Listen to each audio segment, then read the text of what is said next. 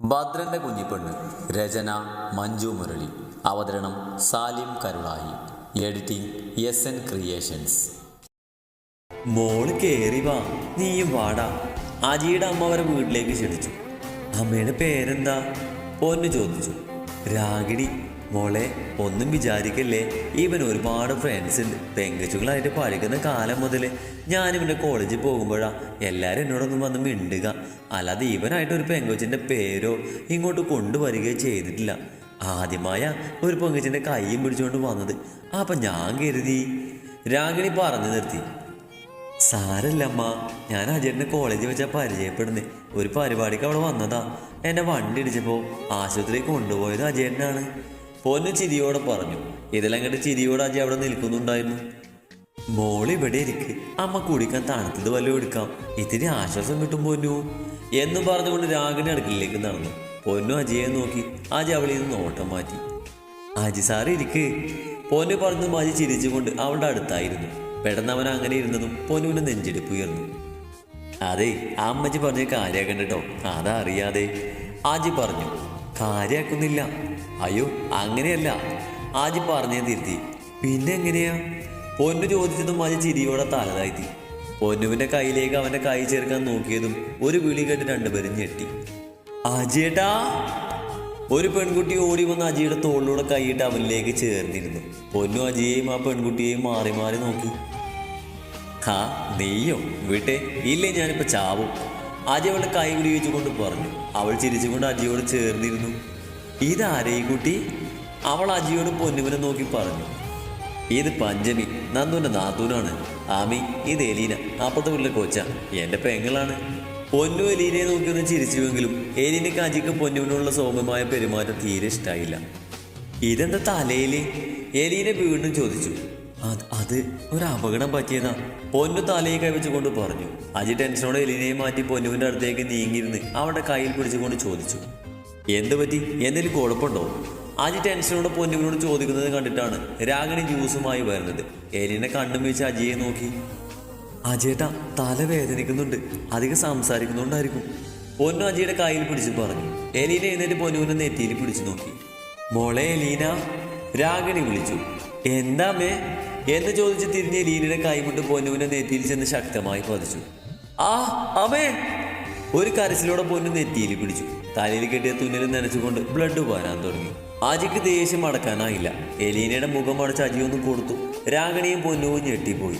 എലീനെ കരഞ്ഞുകൊണ്ട് അവിടുന്ന് ഓടിപ്പോയി. അമ്മ പോയ ബോക്സ് എടുത്തിട്ട് വാ, അജി പറഞ്ഞു. രാഗിണി ജ്യൂസ് അവിടെ വെച്ച ശേഷം ബോക്സ് എടുക്കാനായി പോയി. അജി പൊന്നുവിൻ്റെ അടുത്തിരുന്ന ശേഷം അവൾ ആശ്വസിപ്പിച്ചു. ഏയ് ഒന്നുമില്ല അമ്മി, കരയേണ്ട. അജിയുടെ ശബ്ദം വിടറി. കണ്ണു കലങ്ങി. അപ്പോഴേക്ക് രാഗിണി ബോക്സുമായി വന്നു.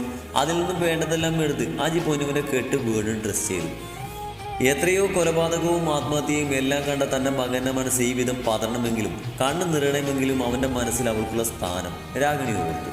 വേദന ഒന്നടങ്ങിയപ്പോൾ പരിസരം നോക്കാതെ പൊന്നു അജിയുടെ നെഞ്ചിലേക്ക് ചാടി. അവൾക്കിപ്പോൾ വേണ്ടത് അതായിരുന്നു. രാഗിണി അവിടുന്ന് ചിരിയോടെ പോയി. അജി അവളെ ചേർത്ത് പിടിച്ചു. കുറച്ചു നേരം അങ്ങനെ തന്നെ ഇരുന്നു അവർ.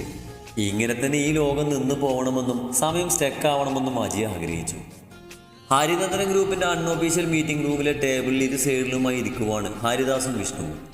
സാർ, ഞാനിവിടെ പറയാൻ പോകുന്നത് ഒരു നല്ല വാർത്തയാണ്, വിഷ്ണു പറഞ്ഞു. എന്താ? ഹരിദാസ് ചോദിച്ചു. ഗ്രൂപ്പ് ഓഫ് ശിവനാഥ് നമുക്കൊരു ഡീൽ ഓഫർ തന്നിരിക്കുന്നു, അത് 500 കോടിയുടെ പ്രോജക്റ്റ്. വിഷ്ണു മെയിലെടുത്ത് കാണിച്ചുകൊണ്ട് പറഞ്ഞു. അത് ഞാൻ അറിഞ്ഞല്ലോ, അതൊരു നല്ല വാർത്തയാണ്. വേറെ? ഹരിദാസ് ചോദിച്ചു. സാർ, ഈ കമ്പനി സാറിൻ്റെ ഭാര്യയുടെ ഏട്ടൻ്റെ മകൻ്റെയും അവൻ്റെ കൂട്ടുകാരൻ്റെയാണെന്ന വാർത്ത സാറ് വിശ്വസിക്കൂ? വിഷ്ണു ചോദിച്ചു. ഒരു നിമിഷം ഹരിദാസ് ഒന്ന് ഞെട്ടി. പിന്നെ വിഷ്ണുവിനെ നോക്കി പൊട്ടിച്ചിരിച്ചു. എന്താണ് വിഷ്ണു നീ പറയുന്നത്? കാൽ കാശിന് ഗതിയില്ലാത്ത എച്ചിൽപ്പട്ടികളാണ് രണ്ടെണ്ണവും. ഒരു തൂക്കടാഭാസം കൊണ്ട് നടക്കുക രണ്ടും. പണമുള്ള വീട്ടിൽ എൻ്റെ പെങ്ങളുടെ കൊച്ചിനെ തൊലിപൊട്ട് കാണിച്ച് ഉണ്ടാക്കിയിട്ട് അവന്മാർ ജീവിക്കുന്നേ, ഹരിദാസ് പറഞ്ഞു. സോറി സാറ്, ദേഷ്യപ്പെടാതെ ഞാൻ പറയുന്നതെന്ന് കേൾക്ക്. കേരളത്തിൽ നിന്നല്ല, ഇന്ത്യയിലെ ഏറ്റവും മികച്ച ബിസിനസ് കമ്പനിയാണ് ശിവനാഥ്. അതിപ്പോൾ പകരം എത്ര ബിസിനസ് കമ്പനി വന്നാലും ശിവനാഥിൻ്റെ തട്ട് താണു തന്നെ ഇരിക്കും. വിഷ്ണു പറയുന്നത് ശരിയായതുകൊണ്ട് ഹരി ഒന്നും മിണ്ടിയില്ല. സാറൊന്ന് ആലോചിച്ച് നോക്ക്. ഭദ്രൻ്റെ പേര് ശിവഭദ്രൻ, അതിൽ ശിവ. ആദിയുടെ പേര് ആദിനാഥ്, അതിലെ നാഥ് ശിവനാഥ്. വിഷ്ണു വീണ്ടും പറഞ്ഞു. ഹരിദാസ് ചിന്തിച്ചു. ശരിയാണ്, അപ്പൊ ശിവനാഥ് എന്ന ബിസിനസ് കമ്പനി അവരുടേതാണ്. എന്നാലും അവരെങ്ങനെ? ഹരിദാസിന്റെ മനസ്സിൽ ചോദ്യങ്ങൾ ഉയർന്നു. അയാൾക്ക് തല പെരുക്കുന്ന പോലെ തോന്നി. പക്ഷേ കാൽകാശിന് ഗതിയില്ലാത്തവന്മാർ എന്ന് ഈ നിലയിൽ അപ്പൊ തെറ്റിപ്പറ്റിയത് എനിക്കാണോ? ഹരിദാസ് ആലോചിച്ചു. സാർ, അവരാണെന്ന് ഞാൻ ഉറപ്പിച്ച് പറയില്ല. പിന്നെ ഒരു കാര്യം കൂടെ ഞാൻ പറയാം, സാറ് ഞെട്ടില്ലെങ്കിൽ. വിഷ്ണു പറഞ്ഞു. പറയടോ, ഇതിൽ കൂടുതൽ ഞെട്ടിൽ എനിക്ക് വരില്ല, ഹരിദാസ് പറഞ്ഞു.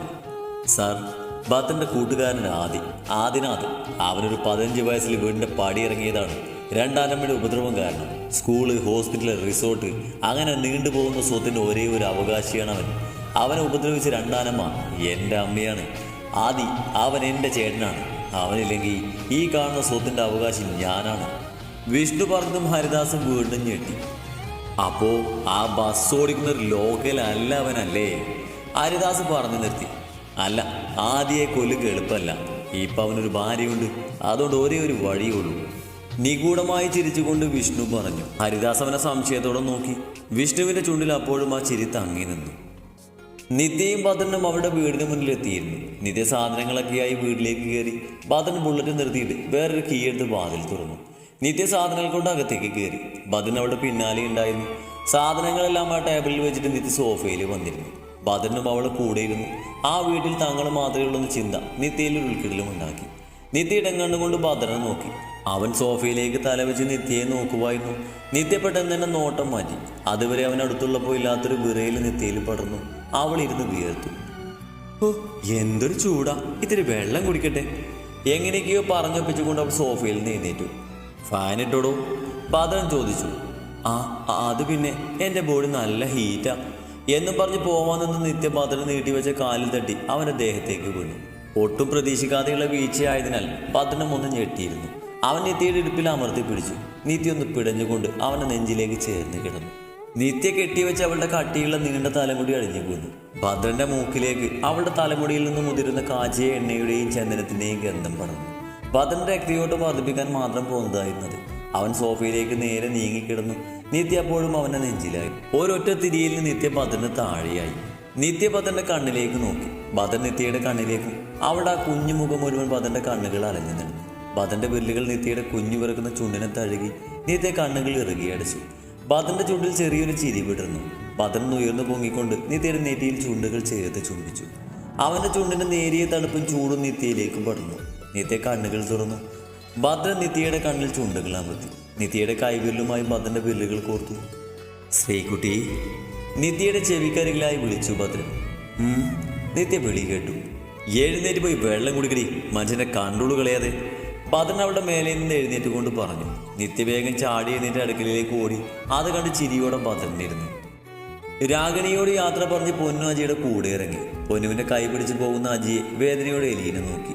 പൊന്നുവിനെ അജി കൈ പിടിച്ചുകൊണ്ട് വണ്ടിയിലേക്ക് കയറ്റി. രാഗിയെ ഒന്ന് നോക്കിക്കൊണ്ട് അജി വണ്ടിയിൽ കയറി അവിടുന്ന് പോയി. എലീനയുടെ കണ്ണ് നിറഞ്ഞിരുന്നു. വല്ലാത്ത ദേഷ്യവും കുശുമ്പും പൊന്നുവിനോട് എലീനക്ക് തോന്നി. അജിയും പൊന്നുവും കൂടെ ഒരു ബേക്കറിയുടെ മുന്നിൽ നിന്നു. അജി പൊന്നുവിനെ നോക്കിക്കൊണ്ട് ചോദിച്ചു, എത്ര കിലോ വേണം കേക്ക്? അജി ചോദിച്ചു. 3 കിലോന്റെ ബ്ലാക്ക് ഫോറസ്റ്റ്, പൊന്നു പറഞ്ഞു. അജി വണ്ടിയിൽ നിന്നിറങ്ങി ബേക്കറിയിലേക്ക് കയറി. അതെല്ലാം നോക്കി പൊന്നു വണ്ടിയിൽ തന്നെ ഇരുന്നു. ഇതേ സമയം അജിയുടെ ജീപ്പിന് നേരെ ഒരു ലോറി ലക്ഷ്യം വെച്ച് വന്നുകൊണ്ടിരുന്നു. അജിയുടെ ജീപ്പിന് നേരെ വന്നുകൊണ്ടിരുന്ന ലോറി പെട്ടെന്ന് ബ്രേക്ക് പിടിച്ചു. ആ ലോറിയുടെ മുന്നിലായി ഒരു LPG ഗ്യാസ് വണ്ടി വന്നു നിന്നു. ഒരു നിരാശയോടെ ലോറിക്കാരൻ ലോറി തിരിച്ച് അവിടുന്ന് പോയി. കേക്ക് മേടിച്ച് അജി വണ്ടിയിലേക്ക് വന്ന് കയറി. കേക്ക് അജി പൊന്നുവിന്റെ കയ്യിലേക്ക് കൊടുത്തു. പൊന്നു അത് മടിയിലേക്ക് വെച്ചു. അജി പൊന്നുവിനെ നോക്കിക്കൊണ്ട് വണ്ടി സ്റ്റാർട്ട് ചെയ്തു. വണ്ടി മുന്നോട്ട് പോയിക്കൊണ്ടിരുന്നു. പൊന്നു അജിയെ നോക്കി. ഡ്രൈവിംഗിൽ തന്നെയായിരുന്നു അജിയുടെ ശ്രദ്ധ. പൊന്നുവിന്റെ മുഖത്തൊരു ചിരി വിടുന്നു. അവൾ അവന്റെ മുഖത്തേക്ക് നോക്കി. നീണ്ട കട്ടിയുള്ള പുരികവും ആ പുരികത്തിൽ ചെറിയ വെട്ടും കണ്ണും മൂക്കും ചുണ്ടും എല്ലാം ഒരു പ്രത്യേക ഭംഗിയിടുന്ന പൊന്നുവിനെ തോന്നി. ഓരോ നിമിഷവും പൊന്നു അജിയെ പ്രണയിച്ചു കൊണ്ടിരിക്കുവാണെന്ന് അവൾ തിരിച്ചറിഞ്ഞു. പെട്ടെന്നാണ് അവളുടെ മനസ്സിലേക്ക് അർഹത എന്ന ചിന്ത വന്നത്. അതെ, അർഹതയില്ല. എന്തൊക്കെ പറഞ്ഞാലും താനൊരു വേശിയുടെ മകളാണ്. അതിന് എന്തൊക്കെ പറഞ്ഞാലും മാഞ്ഞു പോവില്ല. വേണ്ട, എല്ലാം മറക്കണം. പൊന്നു പുറത്തേക്ക് നോക്കിയിരുന്ന് മനസ്സിൽ ചിന്തിച്ചു. ഇതേ സമയം അജി അവളെ നോക്കുകയായിരുന്നു കുഞ്ഞു പുഞ്ചിരിയോടെ. നീ എന്തൊക്കെ ചിന്തിച്ചാലും ആമി, നിന്നെ ഞാൻ ഒരിക്കലും ഒരാൾക്കും വിട്ടുകൊടുക്കില്ല. ആമി, നീ എൻ്റെ മാത്രമാണ്. ഇന്നലെ ഇന്ന് തുടങ്ങി ഇഷ്ടമല്ല ആമി നിന്നോട്. അജി ഒരു പുഞ്ചിരിയോടെ ഓർത്തു. ആദിയുടെ തോളിൽ ചാരിയിരുന്നു കൊണ്ട് നന്ദ പരന്നു കിടക്കുന്ന നീലസാഗരത്തിലേക്ക് നോക്കി. അതുപോലെ തന്നെയായിരുന്നു അവൾക്ക് ആദിയോടുള്ള പ്രണയം. ഒരിക്കലും ആരെ കൊണ്ടും ആദിയെ തന്നെ പറിച്ചു മാറാനാവില്ലെന്ന് നന്ദു ഉറപ്പിച്ചിരുന്നു. അവൾ ഒന്നുകൂടി ആദിയിലേക്ക് പിടിമുറുക്കി ആദ്യം അവളെ ചേർത്ത് നിർത്തി, ഒരിക്കലും വിട്ടുകൊടുക്കില്ല എന്ന പോലെ. ആദ്യേട്ടാ, എന്നോട് എത്ര ഇഷ്ടമുണ്ട്, നന്ദു ആദിയോട് കൊഞ്ചിക്കൊണ്ട് ചോദിച്ചു. ഓ, എല്ലാ ഭാര്യമാരും ചോദിക്കുന്ന പോലെ ക്ലീശോ ചോദിക്കില്ല ശ്രീമോളെ, ആദ്യ ചിരിയോടെ പറഞ്ഞു. ഓ, പറയാൻ പറ്റില്ലെങ്കിൽ പറയണ്ട, ചുമ്മാ നിനക്ക് ക്ലീശോ എന്നൊക്കെ പറയുന്നേ, നന്ദു മുഖം തിരിച്ചുകൊണ്ട് ചോദിച്ചു. എൻ്റെ ശ്രീമോളെ, നീ എൻ്റെ അമ്മയാണ്, അമ്മൂമ്മയാണ്, ആദ്യ ചിരിച്ചുകൊണ്ട് പറഞ്ഞു. ഓ, കാളിയാക്കണ്ട, നന്ദു വീണ്ടും മുഖം തിരിച്ചു. ശ്രീമോളെ, നീ എൻ്റെ ഭാര്യയാണ്, എൻ്റെ ജീവൻ്റെയും ജീവിതത്തിൻ്റെയും പാതിയാണ്.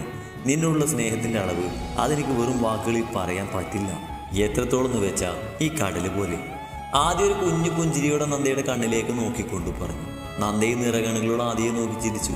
അവൾ ആദ്യയുടെ തോളിലേക്ക് ചാഞ്ഞു. ആദ്യ ചിരിയോടെ മുന്നോട്ട് നോക്കി. ഇതല്ലേ നന്ദു നീ ആഗ്രഹിച്ചത്?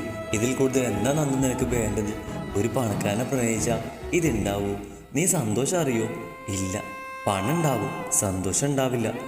നന്ദുവിൻ്റെ മനസ്സ് അവളോട് തന്നെ പറഞ്ഞുകൊണ്ടിരുന്നു. ശ്രീമോളെ, നമുക്കൊരു സിനിമക്ക് പോയാലോ? ആദ്യ ചോദിച്ചു. അതിനെന്താ, വാ. ചാടി എഴുന്നേറ്റ് കൊണ്ട് നന്ദു പറഞ്ഞു. ആദ്യം എഴുന്നേറ്റ് ഒന്നുകൂടെ കടലിനെ നോക്കിക്കൊണ്ട് അവർ ബുള്ളറ്റിൻ്റെ അടുത്തേക്ക് പോയി.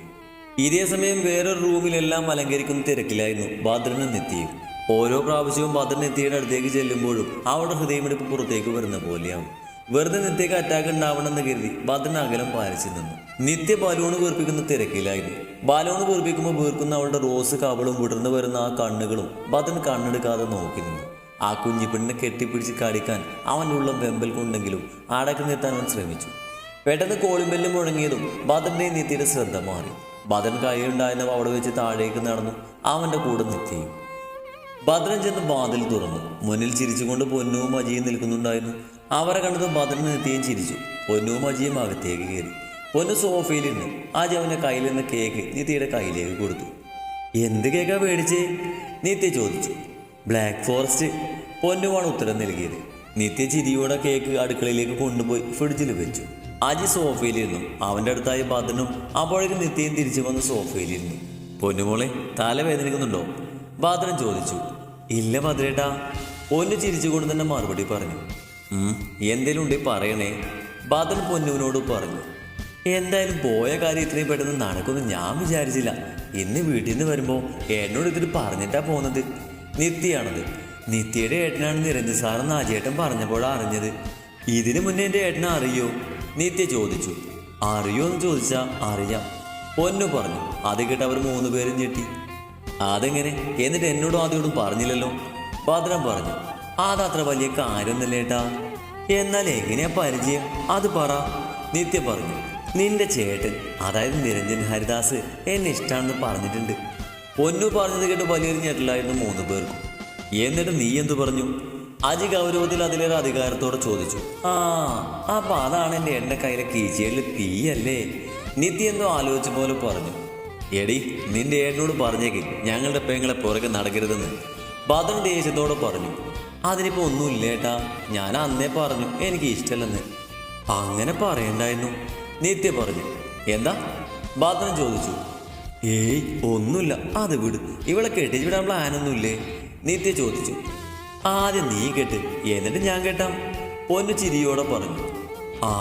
എനിക്ക് ഒറ്റയ്ക്ക് കെട്ടാൻ പറ്റില്ലല്ലോ, എൻ്റെ ഭദ്രനും കൂടെ വിചാരിക്കണ്ടേ? നിത്യ പറഞ്ഞു. ഇവളെ ഇന്ന് ഞാൻ. ഭദ്രൻ നിത്യയുടെ നേരെ ചാടി. അപ്പോഴേക്കും മാജി ഭദ്രനെ പിടിച്ചു. അവളുടെ ആഗ്രഹമല്ലേ ഭദ്ര, ഇങ്ങനെയൊക്കെ എതിർത്താലോ? അതിനൊന്നും മൂളിയതല്ലാതെ ഭദ്രനൊന്നും പറഞ്ഞില്ലെങ്കിലും അവൻ്റെ ഹൃദയം സന്തോഷം കൊണ്ട് വിങ്ങുകയായിരുന്നു. അങ്ങനെ കളിച്ചിരികളും അലങ്കാരപ്പണികളുമായി അവർ 4 പേരും അവിടെ ഇരുന്നു.